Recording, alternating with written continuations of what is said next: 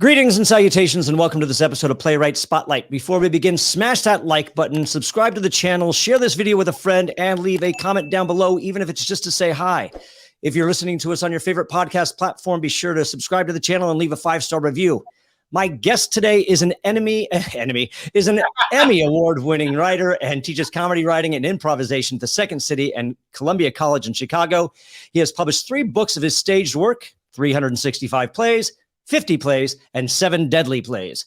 His full-length plays includes Metaluna and the Science of the Mind Revue, A Hard Day's Journey into Night, Our Christian Nation, The Incident, and Always Never. He serves as the artistic director of Robot vs. Dinosaur, which created the beach blanket musical, Attack at Bikini Werewolf Beach Part 2. Ladies and gentlemen, please welcome Joe Janes. Thank you. It's Thanks for coming. It is. And sorry about the enemy. I'm sure we've all got a few of our own enemies. Apparently, my speech is an enemy of mine. I'm saying it right. It's James, right? It's not Janice. Yeah, it's James. Absolutely right. Okay, just making sure, because again, as we were just talking before we started this, we have yet to actually speak face to face per se in this instance. So, did you study playwriting?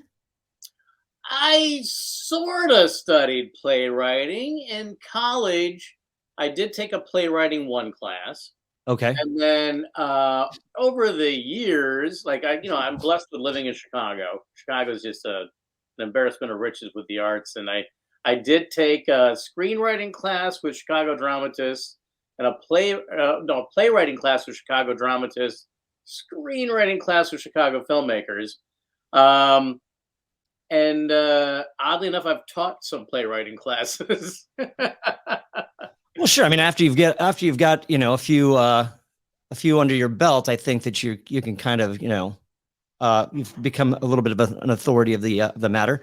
Right. So tell me about that. How did you go about this? I mean, talk about your path into playwriting and the obstacles and the bumps and how you overcame those without going through, because I'm still on the fence on whether or not you actually have to go to college for some of these things in the arts, like, acting or maybe even playwriting in that aspect.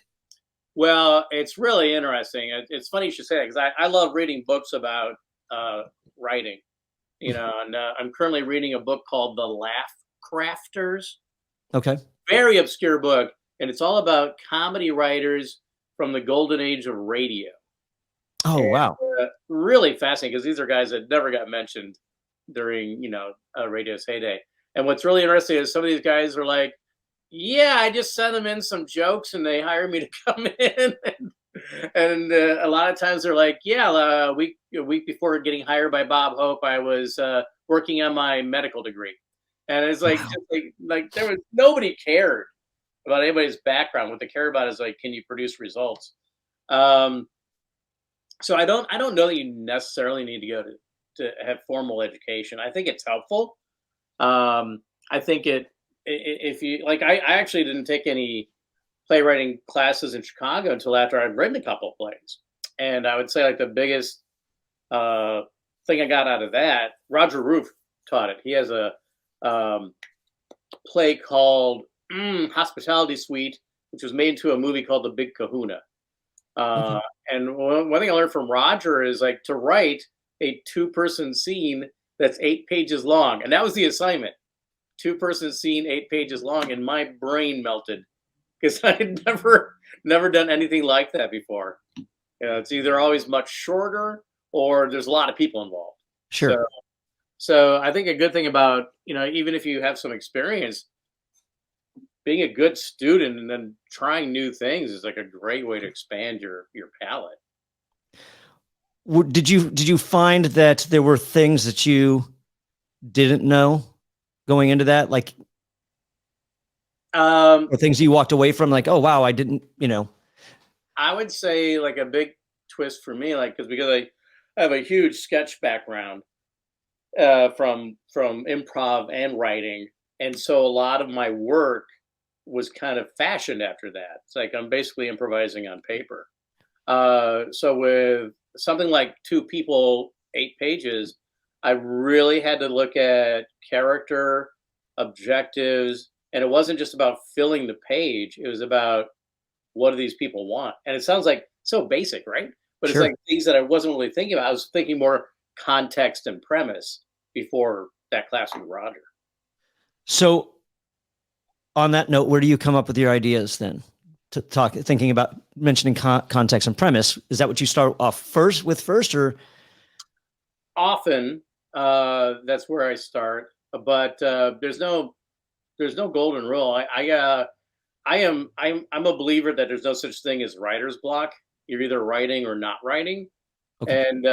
And even if you're stuck on a story, you can write your way through it, or jump ahead, or write a monologue for a character and explain. There's things you can do to solve that problem. So for me, it's like a lot of times I'll sit down and not know what I'm going to write, and I might just really that's where the improv skills kick in, where I might just like one of my favorite things is to look up a song title. Like if you're like me, I've got like Spotify and I've got like my old iTunes library, and I'll look up a title that I don't know.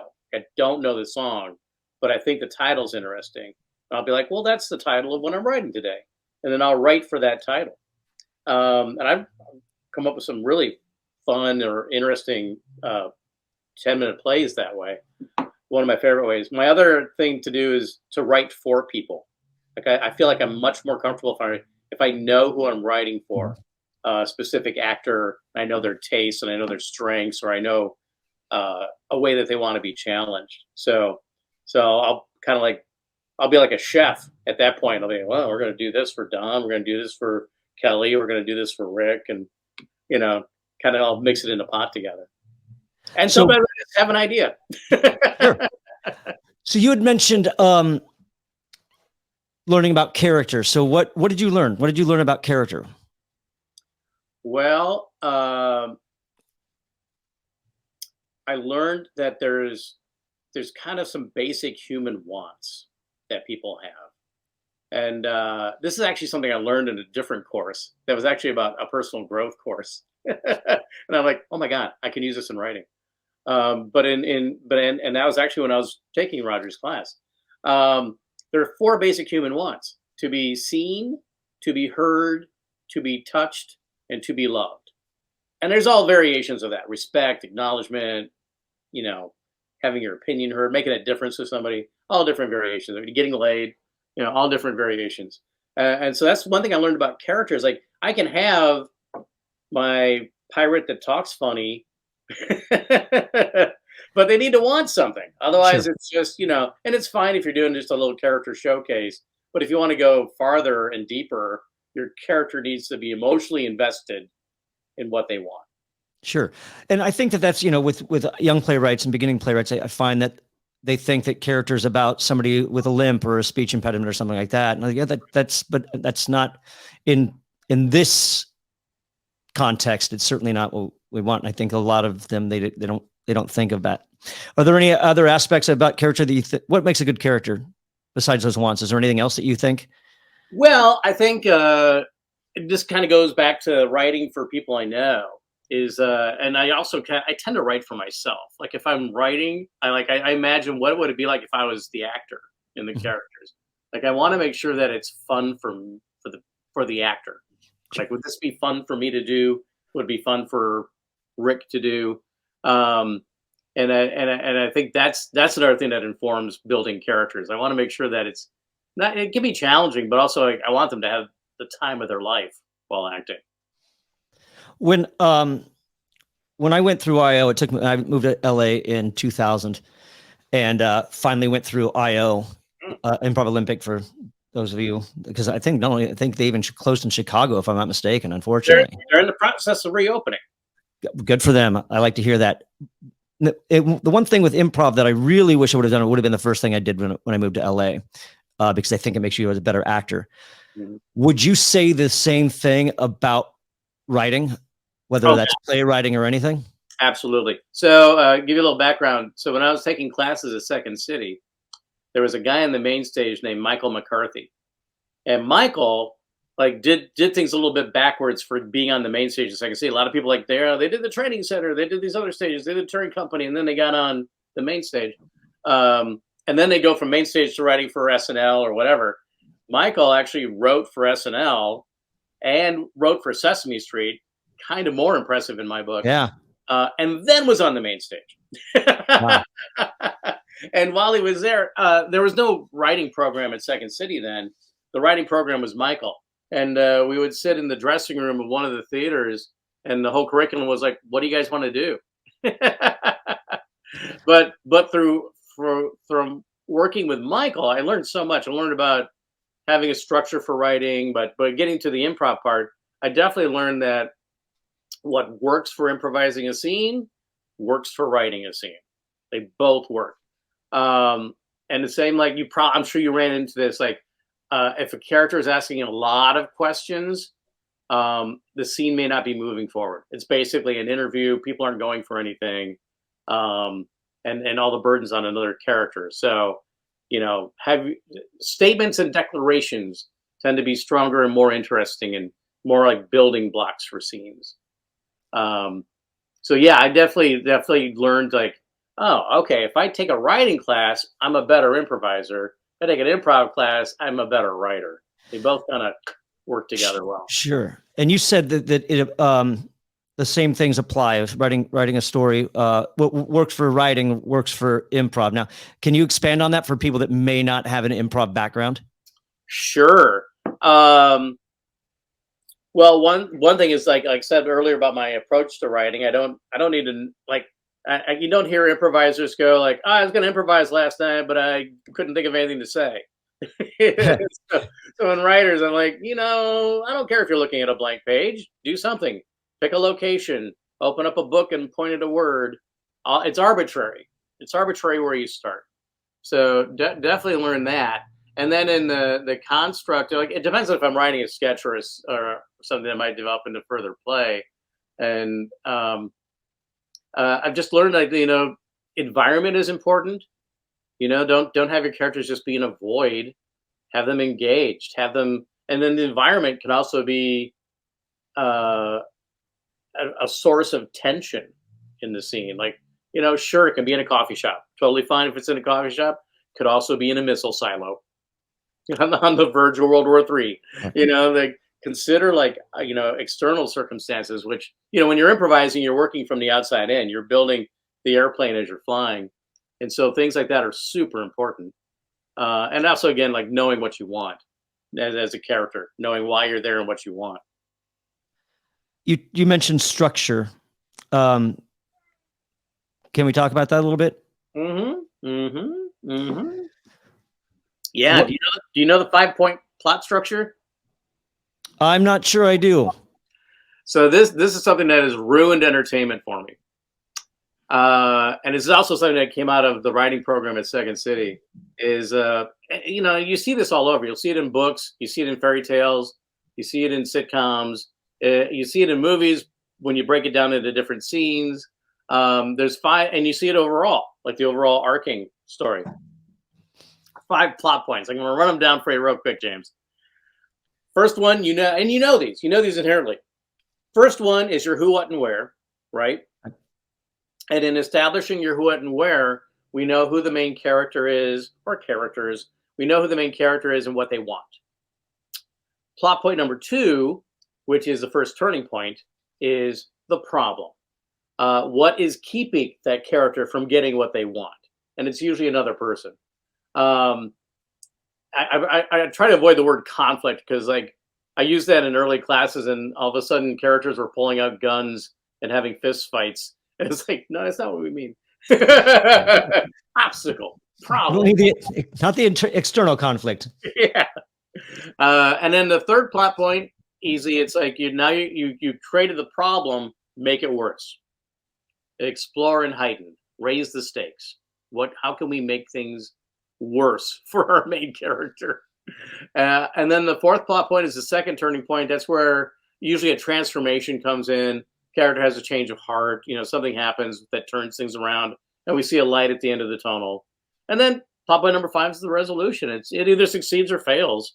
But it's a real easy template, and it's not one that I sit down and work out before I start writing. Like when I write, I just write. But if I have a scene that I feel is a little bit flat or something's missing, 5 plot points. I just kind of lay it over top of it and go like, What do I need here? What do I need here? It's usually emotional investment so that I can raise the stakes. Usually what's missing. You said it ruined entertainment for you. How so? I'm exaggerating, but if you know these things, you know the 5 plot points, especially if you're watching something a second time, Sure. like particularly a movie, and you start to see the mechanics of it, you'll notice when these things are in play. You'll notice when a character comes in and gives more information and makes the problem worse. Right. Or, you know, like, okay, all right, it's raised the stakes there. Gotcha. Well, I get, and Save the Cat kind of did the same thing for me as far as screenwriting goes, because one, as I learned from a filmmaker friend, is like, it's a good book, read it, and then throw it away. And the aspect is like, it's a good template, but it's not the end all be all. There, you know, and I don't think there's any book that encompasses it all. And that's kind of why I wanted to do this podcast, because I know that there's other information that's out there that you're not going to get in every single book, or, you know, so I want this to be a resource in that regard. But I got into a heated argument with a friend about the Marvel movies. And he's like, well, why? And I'm like, because they're formulaic. You know, by this point, this is going to happen. And, you know, by this point, there's going to be this. And it's, so I kind of get where you're coming from, where it's just like, all right, well, you know, yeah, you kind of know what's going to happen, especially with the Marvel movies, because they're all going to be the same. You're just switching out the characters.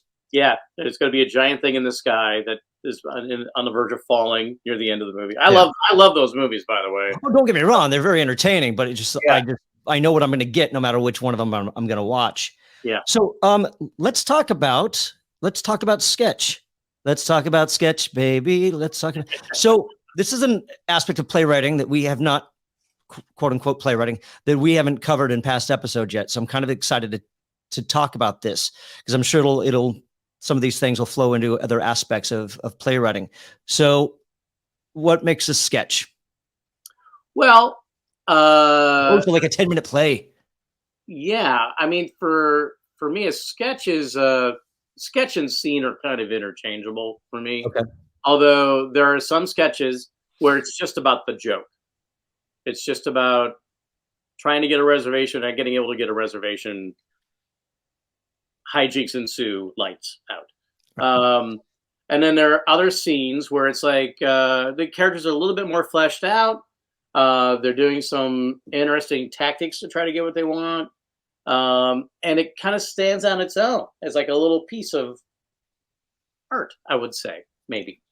So I think that's kind of the difference. I think there's a sketch where it's really about the game of the scene. You may have heard that at I.O. Where UCB is really big on about the game. I noticed that I.O. taught character. I mean, it was a relationship. I.O. was about relationship. UCB was not character. Was the game. Groundlings is character, and Second City, I want to say, is more improv for writing. Or am I wrong? To me, this is how I compare Second City and I.O. I consider Second City to be English composition, where you learn how to do a scene with a beginning, middle, and an end. Okay. And then I.O. is creative writing. Interesting. Where it's more long form and more fluid. But you kind of need that English composition before you can really explore creative writing. Sure. I compare that to, like, because I remember in high school, I wanted to take creative writing class. I'm like, no, you got to take this other class first. I'm like, But after I did it, I totally got it. So what are the rules of sketch? Well, you know, I don't know that there's rules per se. I guess the main rule is it probably has to be funny. Okay. So, and it has to move quickly. So you want to make sure you establish what the scene is pretty early, so that the audience is on board with you and they are in on the joke. So I think that's a little different from a play. You definitely want to lay down the tracks real quick so you can get to the fun of the scene. I had something else I was going to say, and then it kind of dripped out of my ear somewhere. Oh yeah. So I mean, here's the thing about sketch, and actually, this is like I can apply this to other areas now that since I've learned this in sketch. Like I've really learned to appreciate the perspective of the audience, and I think some writers have trouble developing that. Like they have trouble thinking in terms of like, if I'm sitting in that seat in the cabaret or in the theater, what do I see on stage? What are my clues to what's going on? So, the audience, as soon as the lights come up, they're playing detective. They're like, may not realize, but they're like, who is this? Where are they? What are they doing? And if they don't get those answers, they're likely not going to be engaged in the scene. And then sometimes withholding an answer is actually part of your intention, but it's good to do that intentionally rather than mess up. Can you give an example of that? Like holding back an answer? How do you mean? How does that work? Well, like it's about the audience might make an assumption that a scene is in an operating room, and then near the end of the scene, they realize, oh, it's not an operating room. They're in their living room. Yeah. One of my favorite. We had a group here, Dazariski, with Craig Kakowski. Oh gosh, I can't remember the other two gentlemen's name, but Bob Weir. No. Yeah, and Rick. I think his name was Rick. Kakowski. Craig Kakowski? Craig Kakowski, but the other guy I want to say his name was Rick, but I could be wrong. But it was a brilliant thing, and they're sitting in a chair and they're reading a screenplay. Oh my God, this is good. This is brilliant. This is so good. This is really going to go somewhere. And then he takes the robe or the bib and starts pumping up the chair and giving the haircut. So it's not his agent, it's his barber. It was just a really, really brilliant move that just kind of came out of nowhere. Rich used to be on the stage at Second City. Okay. And believe it or not, I understudied him. Which if really anybody's ever met Rich Tellerico, you're like, why did this tiny bald guy understudy this big giant John Candy-like guy? That's funny. Lumberjack guy. Anyway, he has one of my favorite blackouts. Blackout is like a real quick lights up, setup, punchline, lights out, a joke.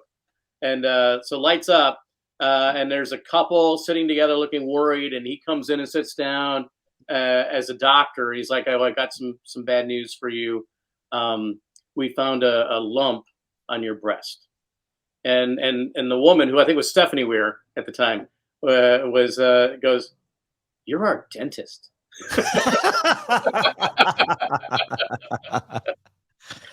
And scene. That's all you need. Yeah.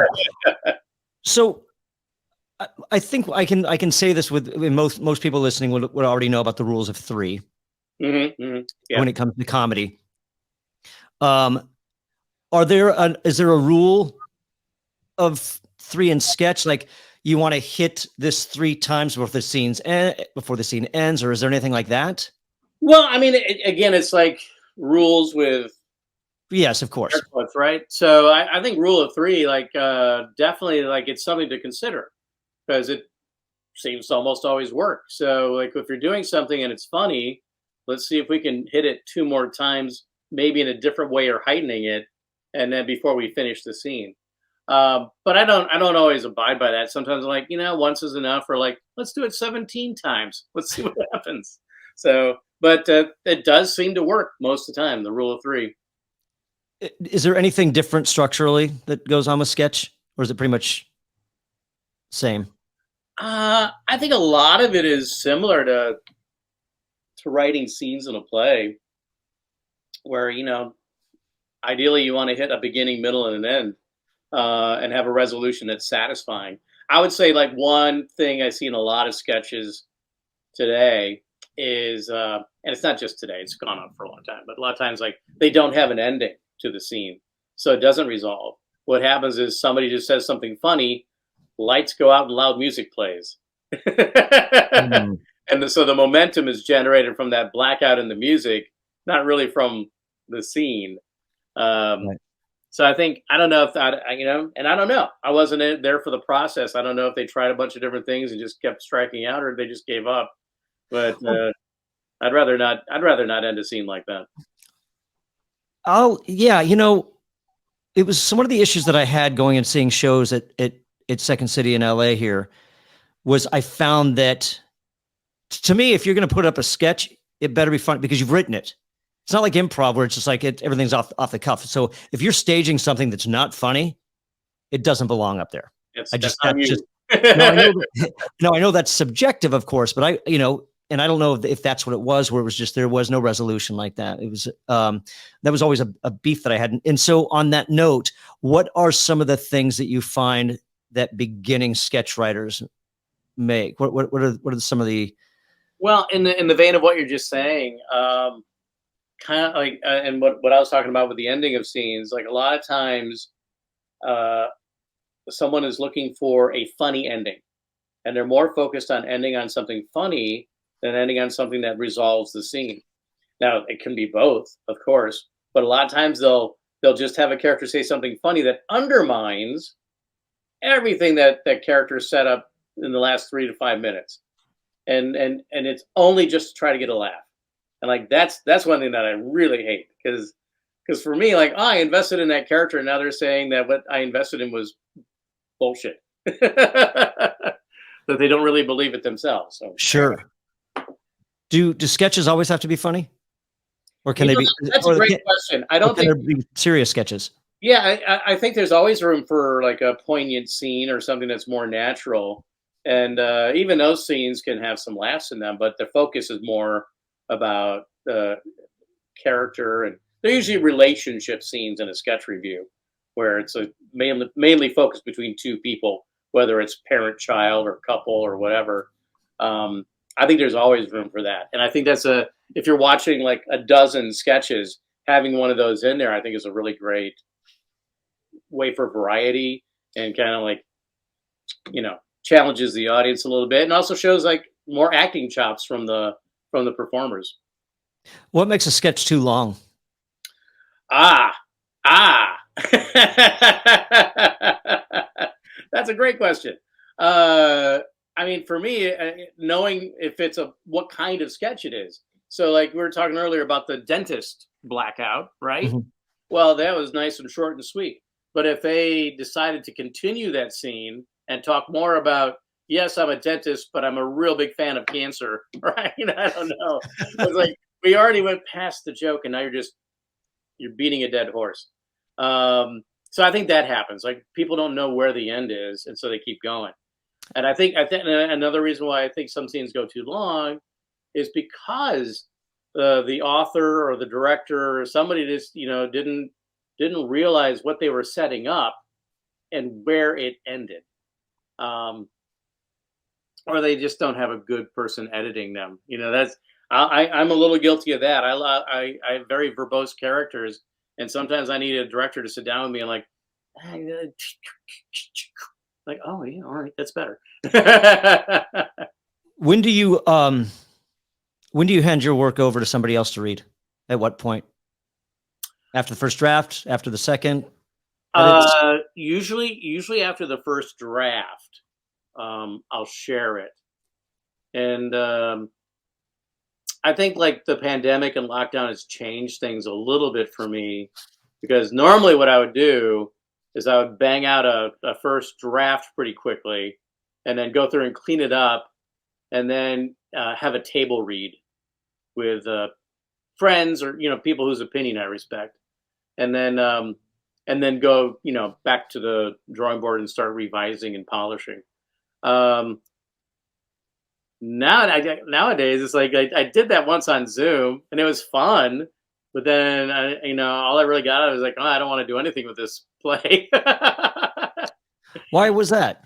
I don't really know. It's just like I think because of lockdown, I was doing a lot of more short videos, just to keep my creative chops going, and this was more intended for like a Zoom production, Right. and I decided like, you know what, I'm done with that. I want to move on from that and get back into a live theater space.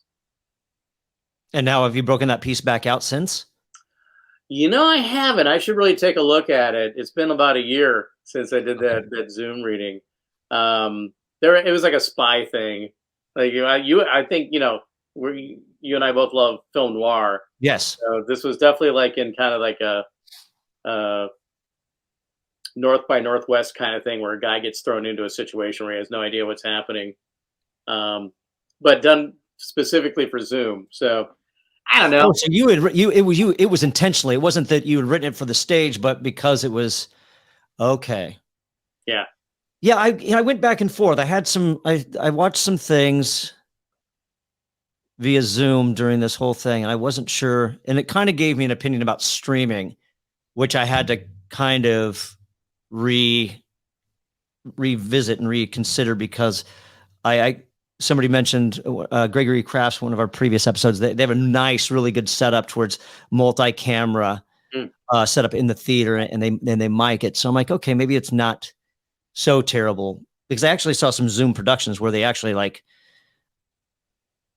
two different locations, but they kind of interacted as if they were in the same room. Right. You know what? It's like a common background maybe behind them. No, not even that. Oh. Well, except for one or two, because there was one that they actually did a bar background, but like sometimes it was just like the background of whatever was in the room, and so just kind of, yeah. So so that I can understand, because would you be able to change that? Can you change that concept for the stage, or is it really specifically?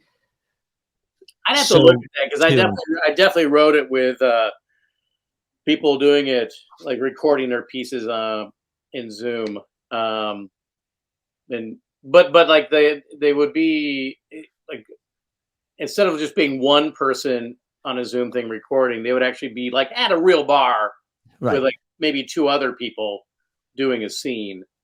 So I think also, like, logistically, I'm like, I don't think I want to go there yet. Sure. Sure.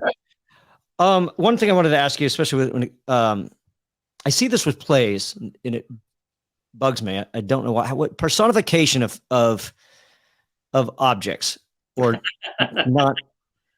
Yeah. There's a one act vessel that comes here that's in Sherman Oaks here, and I've just seen like they did it. Was a sperm and an egg was one. They had a haunted house that was I don't know if it works. What's your take on personification of things that aren't? Yeah, I don't know. I mean, like, I think, like, you see it in sketches, and and if you have a problem with it, it's over pretty quickly and goes on to the next thing, right? I don't really have a strong yay or nay opinion about it, because I think a lot of it all depends on what you do with it and how good it is. Because I think I think some people could get lazy that way by personifying something and then just having like a series of dad jokes about it, and I don't think that's very interesting. Yeah, I don't know if it needs to be, I mean, I guess if you really wanted it, I guess you could make it a metaphor for that, whatever that situation is. I mean, there was another one that I watched that was a guy that fell in love with a parrot. All right. and then we had an actress playing this parrot, but then at the end, and this goes back to maybe the resolution, is like, but it was actually a girl in disguise. So he believed it was a parrot, but then they kind of, and I'm like, yeah, I don't know. I'm not sure about that personification of things when it comes to at least plays. I guess maybe you get a little bit more a free pass in sketch. I mean, I've seen it a lot where people write like, oh, what if condiments all were talking to each other? Or what if all the snacks in a vending machine were talking to each other? I'm like, oh, go ahead and write it. Sure. But we'll save it for animation. Probably better. Yeah. Where do you find your opportunities? That's a really good question. Yes. I've been kind of lazy lately, where like I found your Film Noir festival through Playwright submissions. Okay, the playwriting submission? Playwright helper, submission helper. Yeah. Yes, there it is. Which is a great resource, and I just haven't been checking in on it a lot lately. I do a lot of self-producing, so the last few things I've done, I've either just totally all right, we're gonna do this, we're gonna do it. And I get some friends together, we move it forward. The last few things I've written, though, are like way too complicated, and I'm gonna have to like find people to either produce it or somehow go in on it, because they're just like, they're too big for me to do on my own. What What was the word you just used? Not too big, too complicated. Is that what you said? What makes it complicated? Well, for example, this last thing I wrote is called "Swallowed by a Whale," and spoiler alert: guy gets swallowed by a whale, and it's all about his adventure. And the way I envision in my mind is like a human actor, mostly interacting with maybe a few other human actors, but puppets, and really inventive ways to create the sea and the whale and different environments. So like a lot of puppetry would be involved, and it's like that's not in my wheelhouse. So I got I got to find some folks that do that and can do that well, and they would collaborate with me on it. Well, on that note, at what point do you not worry about it anymore? What I mean by that is, why does that have to be in your hands to find somebody who does it? Why can't that be something that you like submit somewhere, whether that's to a publishing house like Sam French or Concord Publishing, I guess is what it is now, or Dramatists, where it's like, hey, look, this is great. It's not up to me to stage it at this point. I've written it. I'm just going to throw it out there into the world. At what point do you make that decision? Pretty soon. I think New Play Exchange is a really good resource or something like that. Or I could put it up on there and see if I can get more people interested that way. Do you think that's a good approach, though? I mean, about just like writing it and then just getting it out there and let somebody else take it over and hopefully find it? Or do you recommend always self-producing? Well, I mean, I think there's advantages to both. I mean, when you're self-producing, you control everything. But don't be a jerk about it. Right, sure. Right. People still have good ideas, and you want to listen to people. Sure. So I co-wrote a show called The Greatest Theatrical Event Ever, and it was specifically written to take to the Edinburgh Fringe Festival in 2019. I've been there several times, and I just knew, like, if I'm going to do a show there, it's going to be 3 people. Cast isn't going to be more than 3 people. It's going to be tons of fun. It's going to be really physical and crazy, and we'll have a great time. And that was kind of my primary goals in putting it all together. And we did. We took it there. We had a blast. We were there for like almost all of August in 2019, and then we brought it back to Chicago. We were going to remount it and actually added material, because in the festival it was only 55 minutes long, so we added about 20 minutes of material. The week we were about to go into tech, lockdown, and we all like communicate and celebrate birthdays together, but like we've all like kind of like, I guess, moved on a little bit. I don't know if we're going to be able to reheat that souffle. Wasn't there a televised version of this? I want to say that I remember seeing an advertisement on, I don't know, Comedy Central or something like that for something like this. Boy, not a Comedy Central. I know we put together like a promo reel for it that may have popped up somewhere on your Facebook or Twitter. What about rejection? Well, I mean, that's the advantage of self-producing, right? Sure. You're the only person who's going to reject yourself. I don't take it personally. Like, you submit something to somebody, and it's really great if they take a look at it. If they reject it, it's like an audition. I can't. If I'm not what you're looking for, I'm not what you're looking for. It's your loss. Yeah. Well, I think a lot of people have a tendency to take it personally. I don't know, maybe that's because you're a performer as well. And I think in ours, when it comes to that aspect, what's up, pussycat? When it comes to, for us, we're used to it. We build that backbone and kind of get, all right, maybe going on to the next one, where I think sometimes with it, if they're just playwrights, they don't have that experience. I don't know if that's the right word. Yeah. They haven't developed a thick skin around it. Yeah. How difficult is it to produce in Chicago? Like, that's a great theatrical market, but it's like, I could never produce in New York. It's gonna be, I don't have the funds for it. I could never you know, and I've kind of also, I've had that same kind of mentality. I figure that Chicago's the same way. Is that really not the case? Is it accessible? Is it reasonably priced? You can get a half decent black box theater for. Well, I mean, you know, you have to shop around for sure, and yeah, most of your budget's going to go towards rent. You know, yeah, New York is just astronomical. I don't know how anybody produces anything there. They used to do a fringe festival that I've been there with a couple shows, and it's just like clearly that people do that because the rent is a lot more feasible, and they just hope to, you know, catch lightning in a bottle and get their play taken to Broadway, like You're in Town did.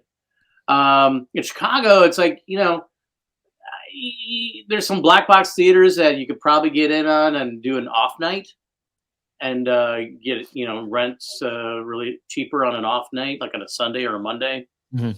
Or you do your show like before or after a main show. But then you got to make compromises, or you got to have a show that's easy to adapt because you might be working on somebody else's set. Right. So when with Robot versus Dinosaur, we did a show. It was an adaptation of a really horrible movie about Viking women and serpents, and we added some music to it, and we did it after a main show. They were doing Company, and they had this beautiful, pristine set. Our show ends in a bloodbath, and oh my God, they were so angry with us. Sure. We would mop after every show and do everything we can to get it super clean. And then the next day, like, we had blood on somebody's dress. I'm so sorry. I guess you can't mop that. You could have used the dress as the mop. I guess, you know, it's interesting because in LA there is no off night. And what I mean by that is that you can do a show Friday, Saturday, Sunday. The rest of the nights are overtaken by acting classes.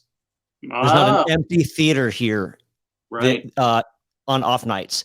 That's where I'm at right now with you know, because my schedule prevents me from doing anything Friday, Saturday, Sundays right now, and I'm even considering like a Monday, Tuesday, Wednesday run.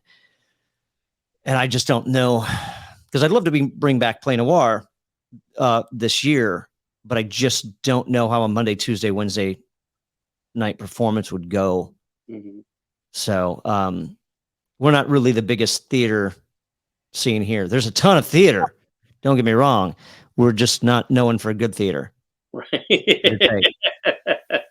Well, at least we weren't. It might have changed, but you know, most things. When I was with a company called WNEP, and we did Metaluna and the Amazing Science of the Mind Revue, and it's a huge cast, like easily 13 people, maybe more, tons of costumes, tons of sets, tons of props. It takes place in the 1920s, mostly in a vaudeville theater in Indiana. And the only place we could find that we could afford and could also like handle this huge sprawling show was the Annoyance Theater, which used to operate out of a warehouse. Oh, wow. They had a huge room, but you know, they had a ton of shows going on. The only nights they weren't doing shows were Sunday and Monday. So we ran our shows Sundays and Mondays, and you know, knock on wood, we got good word of mouth and good reviews, and people showed up. But you know, I don't know if that would happen today. That was like 20 years ago. Oh, wow. Or maybe more.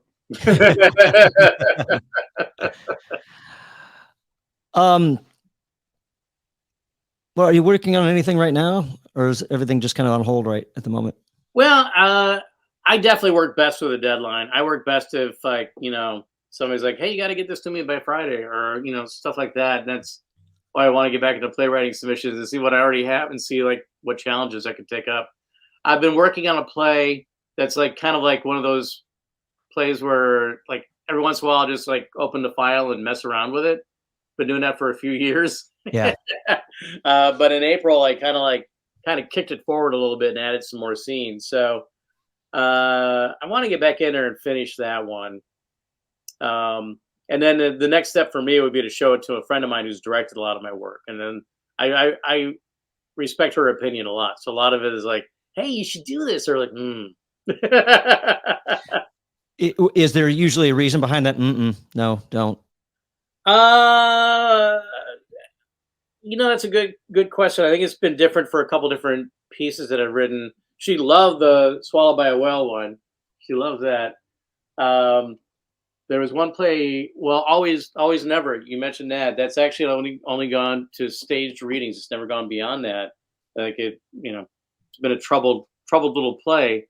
But there's something in it where she's like confused about who the main character is, and there's a lot of dark kind of gallows humor in it. So I think that may be, it doesn't have a happy ending.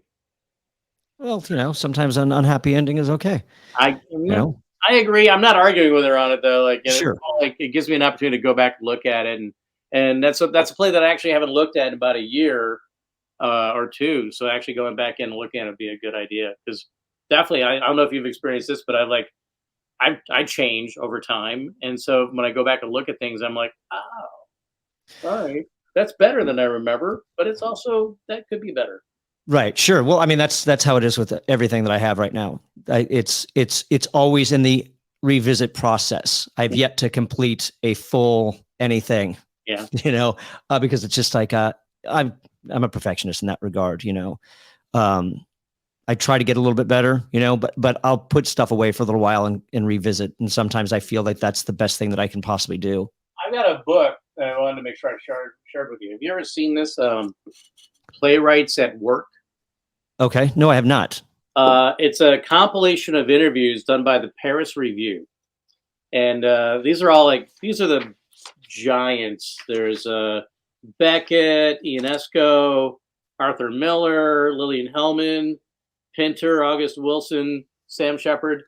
Nobody past the 90s, but brilliant. And I'm like, I'm going to learn so much from this. And I really dug into it. And it is fascinating. It's a great read. But almost universally, for all these giants, they all said well, I start writing until I'm done. There you go. And quite often I just run out of steam, so I put it away.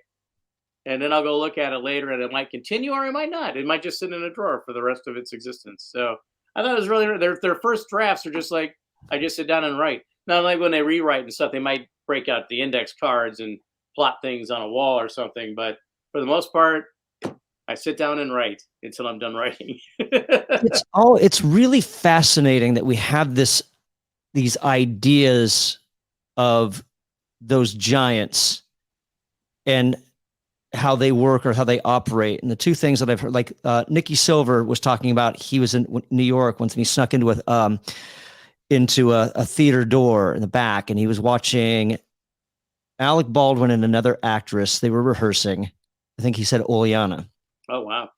And he said, there they were. They had their actors' versions in their hand. Everything was highlighted. And they were just and I'm going to go. And it's he's it's the exact same thing that we did when we were, when we first started out. They're still doing that.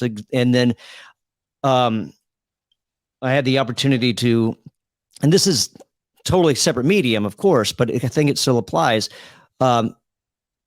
I got to eavesdrop and talk to a couple of people from Morrissey's band. They were in town for the Cruel World Fest. And he was like, yeah, I was off tonight. And I just didn't, I botched this, or I missed this one. And it really bothered me.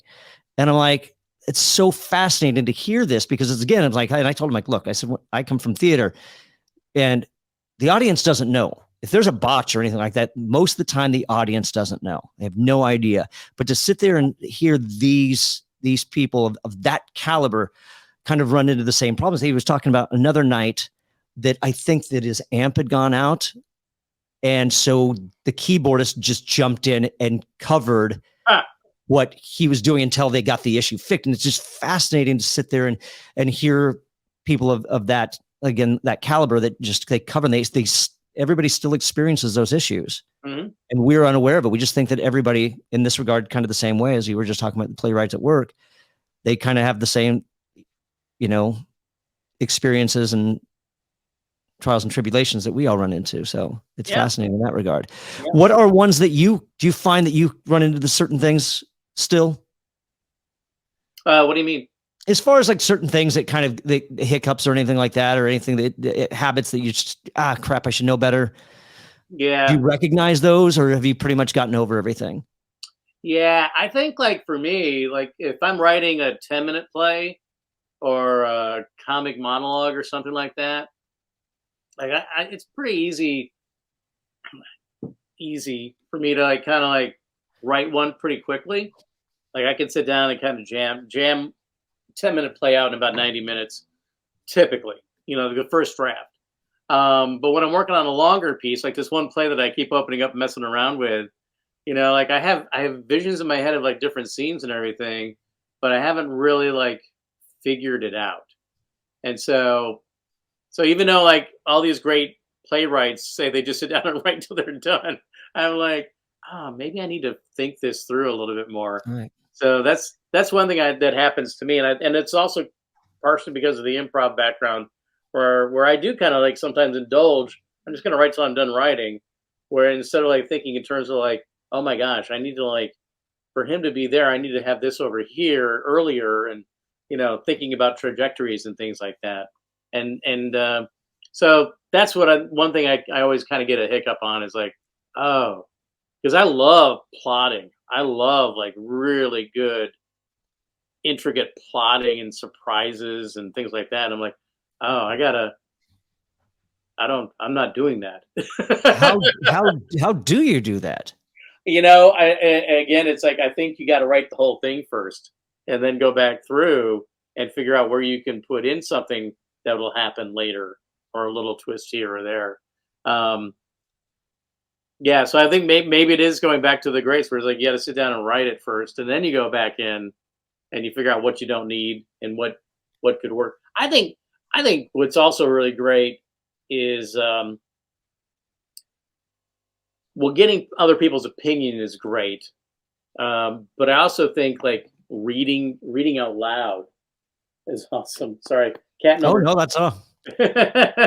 Cats are always welcome. Yeah, these are my editors. This is Jaxie. What's going on, Jackson? Oh, look at those eyes. Those are some piercing eyes. Very photogenic.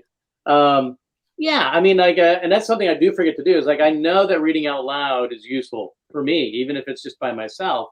But also, like, like Robot versus Dinosaur hasn't been together in a while because, like, life, people start having kids and things. Sure. We're all still good friends, but we don't do productions anymore.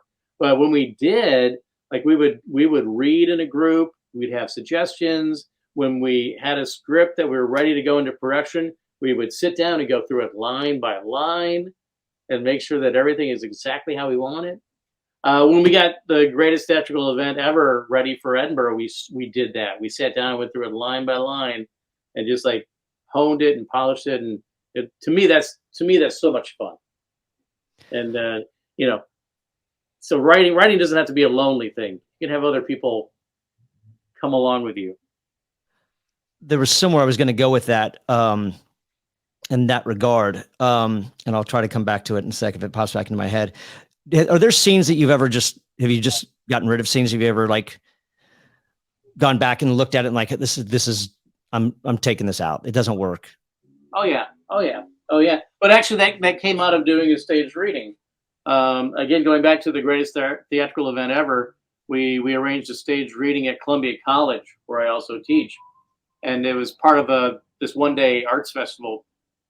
And it was our first time reading any of the material in front of an audience. And just, it started off like gangbusters. And then at a certain point, you just kind of feel like this, Oh boy, this weight in the room. Sure. And we were going long. And as soon as we walked out of the room, we're like, we gotta cut the King Kong sketch. It's like, yep, that's how it was one I wrote. And so everybody else was like afraid I was going to be upset or take it personally. I'm like, nope, it's out of there, gone for the greater good. Do you use Final Draft? This is the question I was going to ask. Do you use Final Draft? I don't.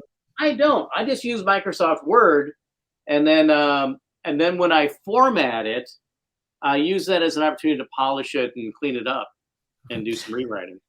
When you were talking about listening to it or reading out loud, I was wondering if you use the AI interface in final draft to have the robot voices read it. Which, it misses some inflection. Yeah, exactly. There's so much missing in that regard. Monologues. Do you just write monologues just for the purpose of having a monologue? Or is it always part of a larger piece? No, it's not. It's usually just on its own. So go ahead. No, well, I want to unpack that. This is an aspect of playwriting that we just really haven't touched on. Usually, we'll do some one acts or we'll talk about full lengths, but I have not really talked about monologues in as far as either structure. So I mean, I think high school, like sometimes we would always do. There was always the monologue that was it was always a retelling of a story. Mm-hmm, mm-hmm. But I don't really think that really qualifies necessarily as a monologue. So what are the rules and how do you write a monologue? Yeah, I think storytelling is distinct from monologues. For me, a monologue is the same as writing a scene. And I think that's where people mess up, because they think monologue is just somebody standing there talking, and they don't even consider, like, where are they? What are they doing? Who are they talking to? It's totally fine for a character to come on and just talk to the audience and just like introduce themselves to the world. That's okay. But I find it more interesting if it's, they're talking to their best friend and they've got bad news to give them, or they're giving a wedding toast and they have some secrets to reveal during the wedding toast, or it's a eulogy, or it's just like somebody breaking the fourth wall and using the audience as a confidant while they're at work cleaning up. I think just the mistake is like just having somebody standing there or sitting there talking. It's still the scene. There's still a who, what, and where, and they still want something. Nobody's just yakking to yak. There's something they want, even if it's from the audience. They want approval, or want to be seen as being important when they're not really. My favorite characters that are a little delusional. Oh, sure. Do you always start with that who, what, where? Is that always where you start? At least one of the elements I'm clear on. It might change as I write. Okay. Right.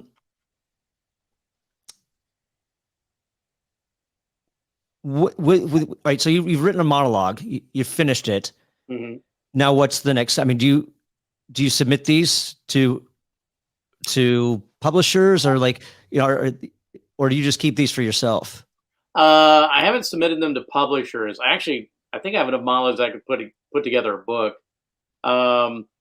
What I was doing during lockdown for most of them is I would record them and put them on YouTube. And there's one I wrote that initially was 4 minutes long, which is a little too long for a monologue, I think, generally speaking. And it's about a guy on a date, like actually literally doing a Zoom date kind of thing. And there was a monologue contest in the United Kingdom that was open to anybody, but your video submission had to be 1 minute long. Oh no. So I like got it down to like a minute and I want to say like 3 seconds. And when I submitted, I'm like, hey, I'm really sorry, but it's real. You could cut it at 1 minute, but I think you really need that last 3 seconds. And they kept it in, and I got like third prize. So nice. Was the prize a trip to London? The prize was like a Amazon gift card. Oh. But it was nice. It was nice to be acknowledged. Did you self-publish? Yeah. Here's my, oh my God, 365 sketches. Wow. That's a hefty book. Yeah, it's great for sitting on and standing on if you need to reach something. Oh. Yeah, those were all self-published. I just found that kind of an easier thing to do with those. I wrote them as a special project. 365 sketches was a sketch a day for a year.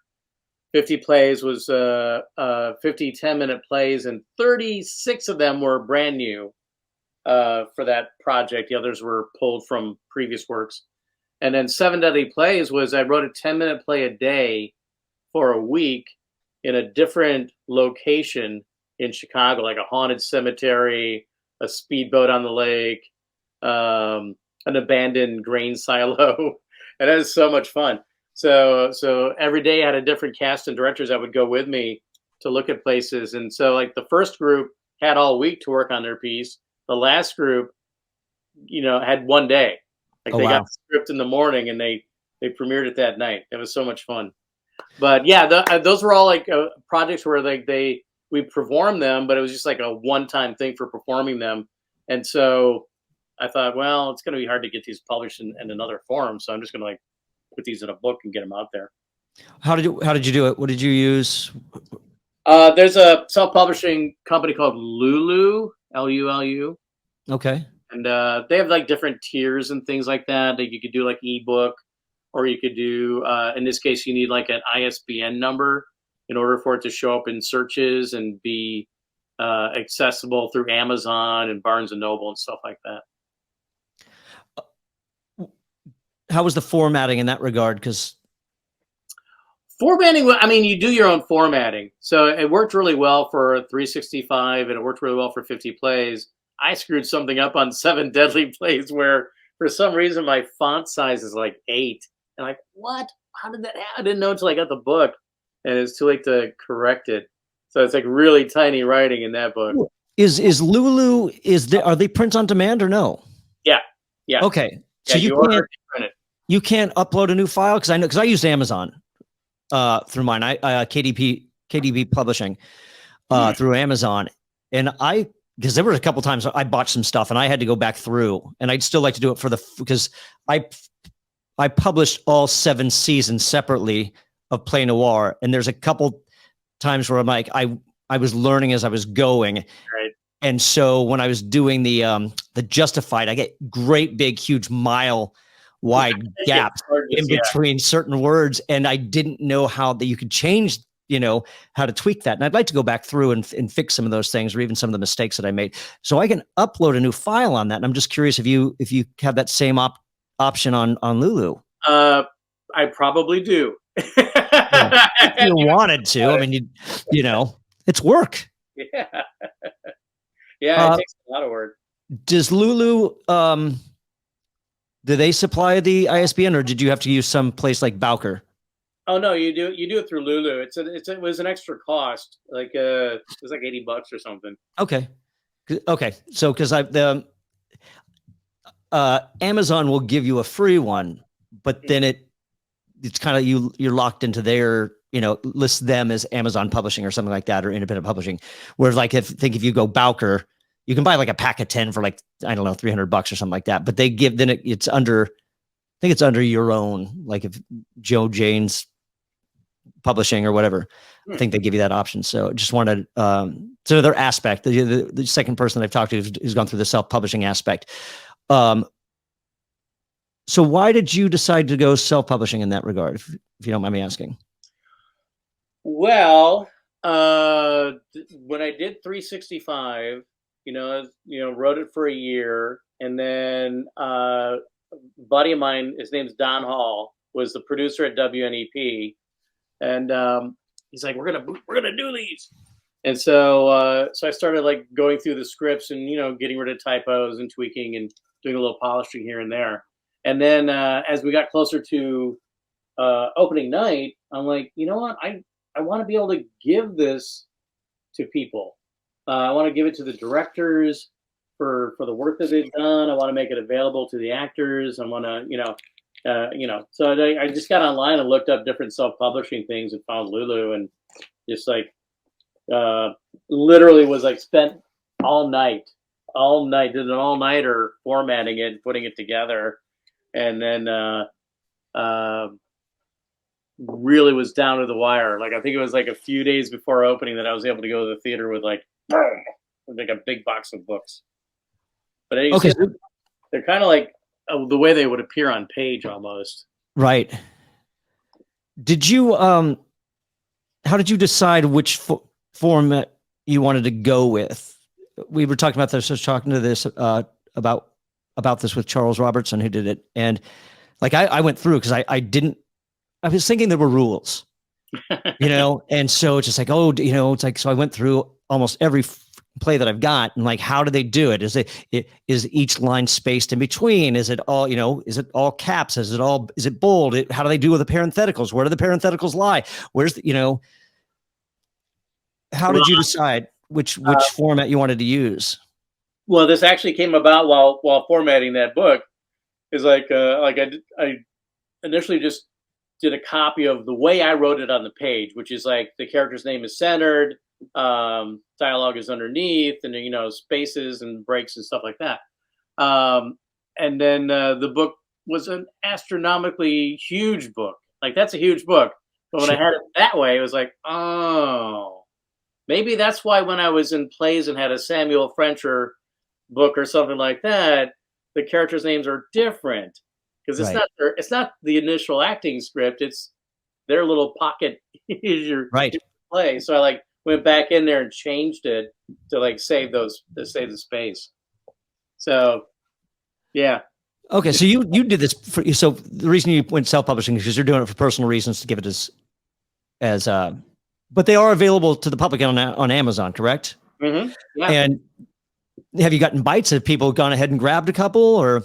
Oh yeah. Actually, the initial price was like $30 or $40. But I had a lot of students who were like, I can't afford your book. So really, I think you can buy it for $5 on Amazon. That might be the ebook version or something like that. But it's like, you can get it really cheap, because I wanted them to be able to have access to it. Do other schools grab it? I mean, do you get students or other people that reach out and say, hey, look, I have this, I want to perform it. Can I have the royalties to have the right to stage this? Yeah, I've had some people do that. And I'm like, well, why don't you just buy a couple copies and I'll get some royalty from that. Oh, okay. And let me know when you do it, stuff like that. I'm so embarrassed. Like, oh, I can go in and change things. Okay, I should do that, because in 365 sketches, I have contact information, but it's all outdated now. Oh, well, good. Then there you go. There you go. Then I don't know if you have to actually make it a second edition or anything like that. So look, hey, this is what the Playwright Spotlight's about. It's about being a resource for things you may not have known. So hopefully I've given you some inspiration and motivation to go back and, I'm learning so much from this. Get some updates. That's what the whole point of this was supposed to be for. What's the best piece of advice you were ever given for playwriting or writing in general? It's don't burn out. Don't burn yourself out. It's like, make sure you take breaks. This kind of goes back to Mike McCarthy at Second City. Like, he introduced me to this system that he was doing then, where like I write anytime, but mostly I write in the morning. And if I'm working on something in the morning, what I'll do is, like, the first 30 minutes, I'm like putzing around. I'm drinking coffee, feeding cats, putzing around for 30 minutes. Then I spend 30 minutes reading something unrelated to what I'm working on. So it's not research.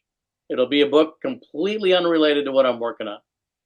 And then, like, at the top of the hour, write for 45 minutes. Set a timer. Write for 45 minutes. 45 minutes, stop. Take 15 minutes. Put on some AC/DC. Dance. Get out of your head. Listen. Take a total break for 15 minutes. Top of the hour, back to writing. Repeat as necessary. But if you do that, I'm not going to burn myself out. And I also don't write every day. I'll write on the weekends if I got a burning idea that I'm just like, oh, I got to get this down. But mostly it's Monday through Friday. So, approach it like a job. What happens if you're on a roll and you've got a really good flow going at that 45-minute mark? I make a few notes that I want to remember, but usually it's not a problem. When I sit back down, I know exactly where I left off. Do you outline? No. I mean, it depends on where I'm at in a play. Like, sometimes I might sit down and like figure out what the next few scenes are. But for the most part, I don't outline everything and then put the meat on it. I just write, and then I go back and figure out what I have. How do you motivate or make yourself sit down when you say you do the Monday through Friday? I mean, how do you? Or is it just because it's repeat and rinse? Well, there's Rinse and repeat. I mean, there's there's a lot to that. It's just it's like working out. If you do it at the same time every week or every day, your body and brain start to orient around that. And if you don't do it, you miss it a little bit. So if you do it regularly, it's you're doing it because you do it. I don't have to motivate myself to write. I like writing. I like having written as well. That's definitely a big perk. But the actual process of writing, I don't find a big chore in that. You teach it's not just comedy that you teach, Mm-hmm. or is it? It's mostly I teach improv and I teach comedy writing, which can be creating comic characters, can be stand up, can also be sketch. Well, let's talk about well, heck, you brought it up. Let's talk about stand up then. Sure. Because I think, I mean, maybe people don't think this anymore. I think when I was younger, I always figured it was just like, he's getting up there and saying stuff, just making it up off the top of his head, which is, obviously not the case. So how do you write stand up? How does one write stand up? Well, that is a great question. It's just kind of like the same approach to sketch. You look at your resources, like what can you tell from your own life that you think is funny? So you see a lot of comedians talk about family or talk about where they grew up. And you want to talk about things that are relatable, that most people have experienced. You also want to look at things that piss you off, and like, is there a way to make those things funny, or things that you love? To me, like a lot of times, it's not the actual structure of a joke that gets the laugh. It's like how someone is being. I had a student who she was great. She had a very funny 5-minute set that she had worked on, and her main thing is that she's a huge fan of the movie Mamma Mia 2.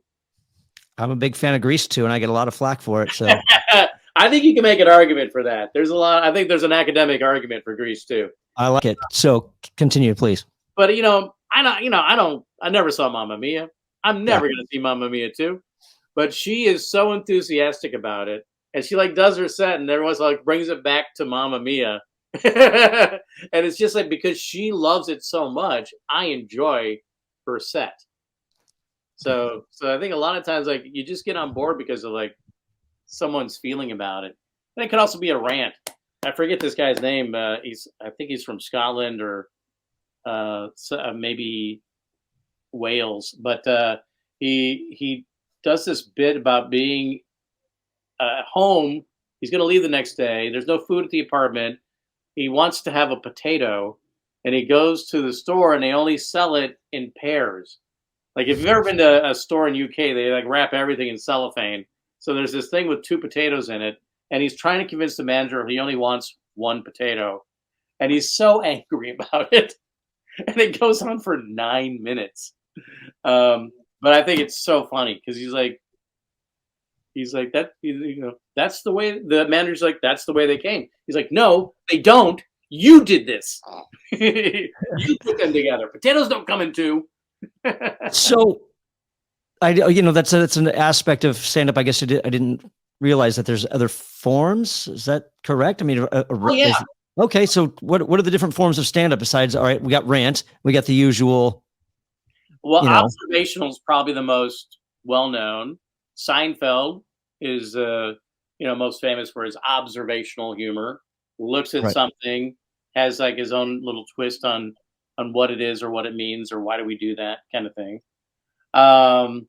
There's definitely character type of where people create a comic persona. Bobcat Goldthwait and Gilbert Gottfried kind of people. Emo Phillips. Oh, yeah. Judy Tenuta. You can also, there's storytelling is a valid form of stand-up too. Getting up there and telling stories about about your life or your experiences. Mike does that. He's hysterical. And Well, so that's Dane Cook's approach as well, isn't it? For the most part. Dane Cook, I don't know. I don't remember. I don't think I've ever watched much of Dane Cook. Dane Cook's approach was to yell loud things. He was huge for the longest time, and then all of a sudden you just don't hear from him anymore. Well, he's an interesting character because there have definitely been stand-ups who are really good at working an audience. Right. And I think Dane Cook was really good at working an audience, but he's like one of those guys where you're like, can you quote anything? Like, right. I can't, you know, not like Stephen Wright or Mitch Hedberg. I really need to learn people's names and how to pronounce them properly. I'm probably not too far behind you. So how did, like, when it comes to writing the traditional, what are the rules as far as the setup, punchline? How does that work? The premise setup? So like, say you're doing a 5-minute set. It's very similar to like how you would craft a scene or any type of show. You begin at the beginning, introducing yourself. You're presenting who you are, and with some jokes about yourself, usually a little self-deprecating, but doesn't always have to be. And in that stage, you're telling the audience who you are. You're building a relationship with them, and there's this unspoken contract. You're basically telling them, "Don't worry about it. I got this. You're in good hands." And then you usually go to like your more, for lack of a better word, conventional material. And by conventional, I mean like stuff you know is going to work. Doesn't mean it's lesser. It's just like stuff you know is going to work. They're trusting you. You're proving they have good reason to trust you. Then you might try something risky. If you have something that's a little bluer or perhaps a hot topic, something controversial, you might try it there. And if that goes well, there's other things you may build after that. Doesn't go well, you go back to stuff you know is going to work really well, and end with your funniest stuff. And then for a lot of people, they might end with like a really funny joke and then have like a special skill. Like you see this a lot. Somebody breaks out a guitar, does a song, juggles fire, I don't know, does impressions that they do really well. They might finish that way. So often you'll see like somebody end with a special skill. So then how do you write it? Is there a structure when it comes to writing a stand-up piece, like for a 5-minute set? Yeah, well, I mean, like in a typical class, we would start with like biographical material, and then we would move into observational material, and then we would move into rants or raves, and then like in the process of getting those, like, well, what's the best material? And then you start thinking of like piecing it together into a set, and then like this whole like outline that I gave you is something we would talk about near the end of the class before doing a final performance. The actual writing of a joke is sort of like the 5 plot points. You kind of know what needs to happen. You want the audience to make assumptions. You want them to naturally assume something about something, and then your punchline throws it, on its butt. So, like for example, the dentist blackout. We see a doctor. We see a concerned couple. We think this is a medical professional who knows about cancer, and then that's the assumption we make, and then we find out he's a dentist. So twist, setup, punchline. How do you know if something's funny? How do you know if a joke's funny or not? I don't know if you ever really know until you do it in front of an audience a few times. Like if you do it once, that may not be a good indicator. There may be something about how you did it. I believe there's also chemistry with the audience that may just be the wrong audience for it. I would say if you've got something that you like, try it a few times.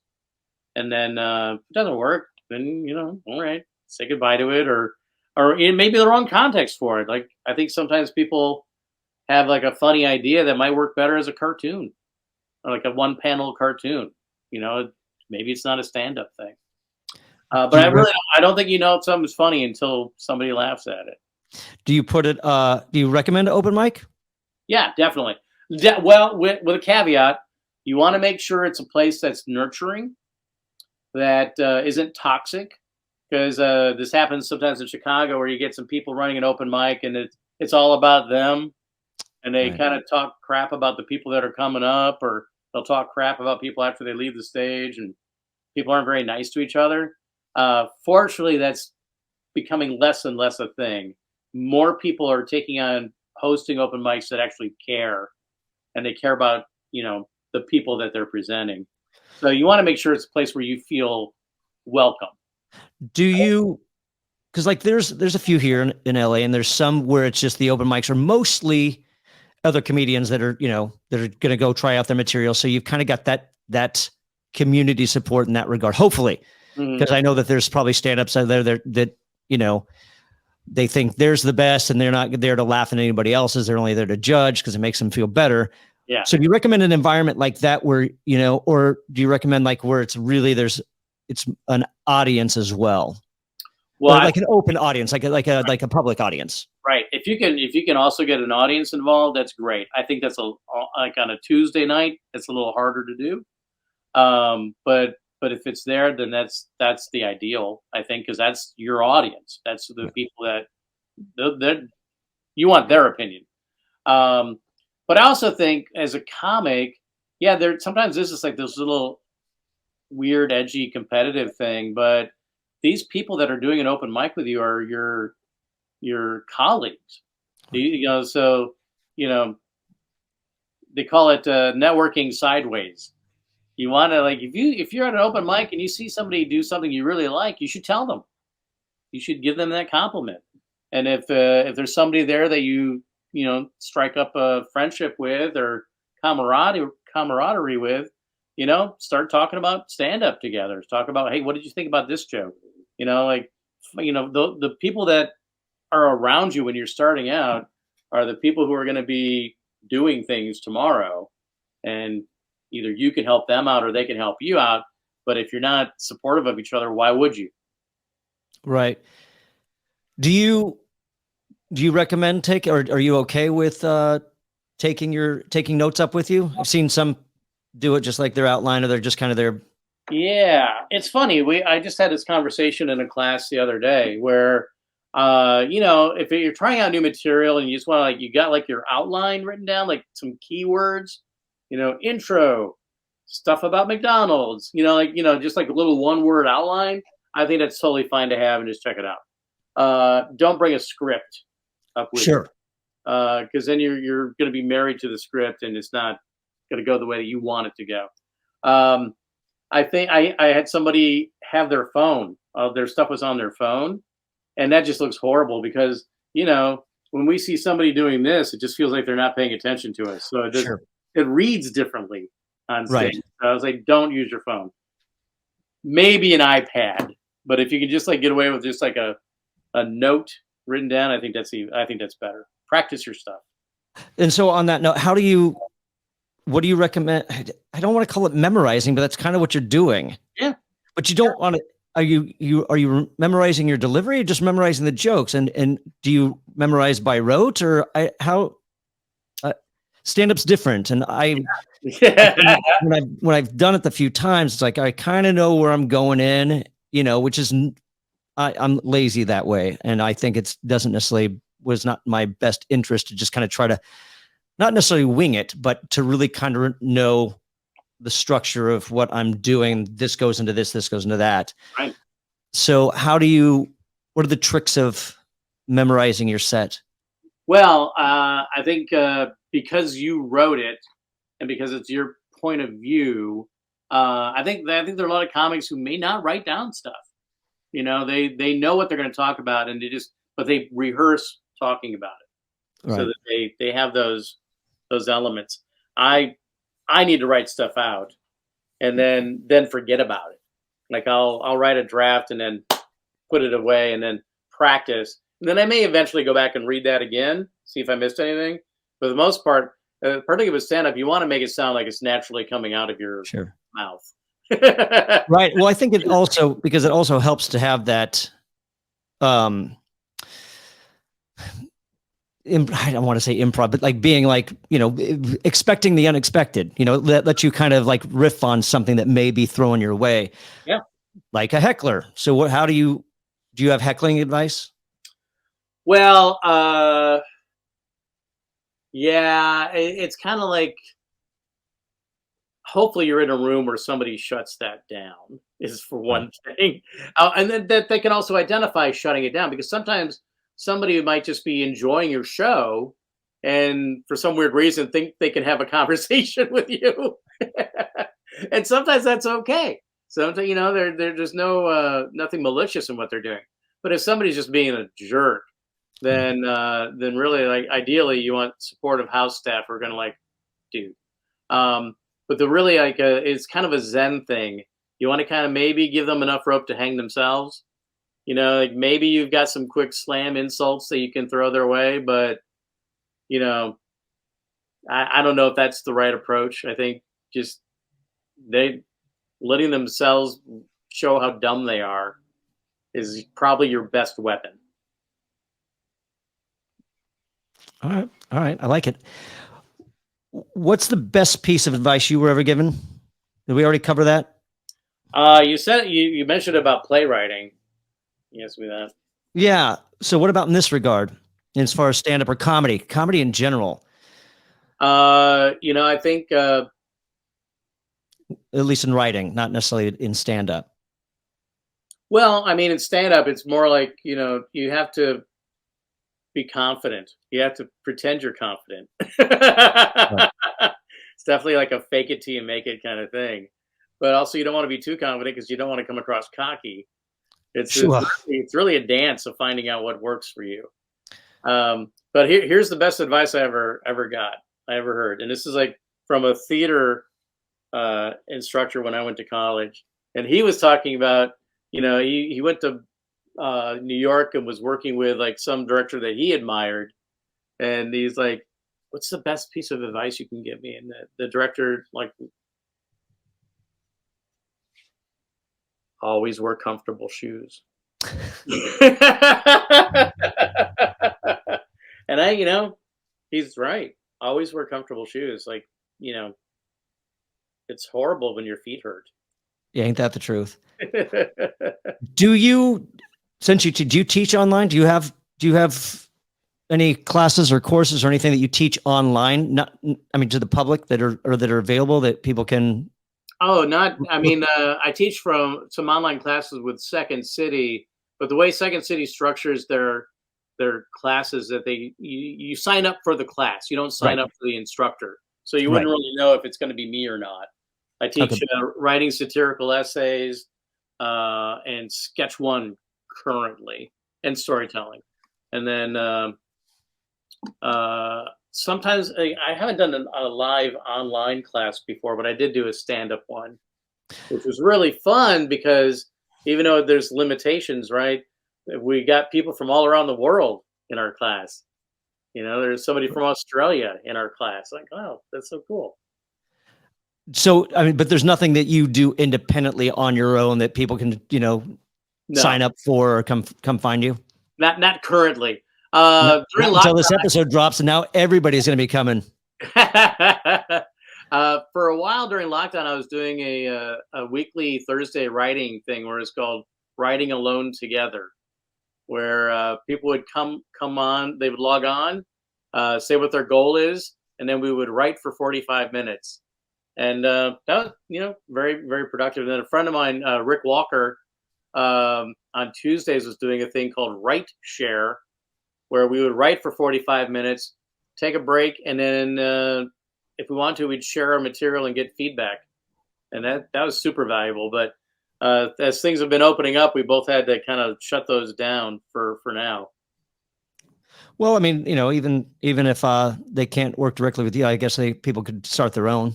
They wanted to in that regard, do you recommend? What do you recommend? Like, it's a stage reading with an audience, or just like first, just like get the friends together first and then go from there? Yeah, I think a table read with friends and maybe a few invited guests would be the way to go. I think, you got to protect your heart. Sure. Yeah. Well, I think there's a vulnerability to this too, because so Sure.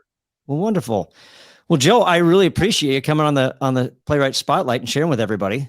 Well, it's been a pleasure. I love talking about writing. Now, I'm hopefully, I'm sure that there's going to be some things that pop up in this that I probably forgot to cover, something to that extent. So, we can always do it again, and come back and revisit some of these topics. So I appreciate you coming on. All right. Thanks, James. Thank you. Thanks for tuning into this episode of the Playwright Spotlight. Again, smash that like button, subscribe to the channel, share this video, and leave a comment down below, even if it's just to say hi. If there's some topics that we didn't cover or questions that you have, feel free to leave those in the comment section down below as well. If you're listening to us on your favorite podcast platform, subscribe to the channel and leave a 5-star review. And in the meantime, and until we see each other again, keep writing.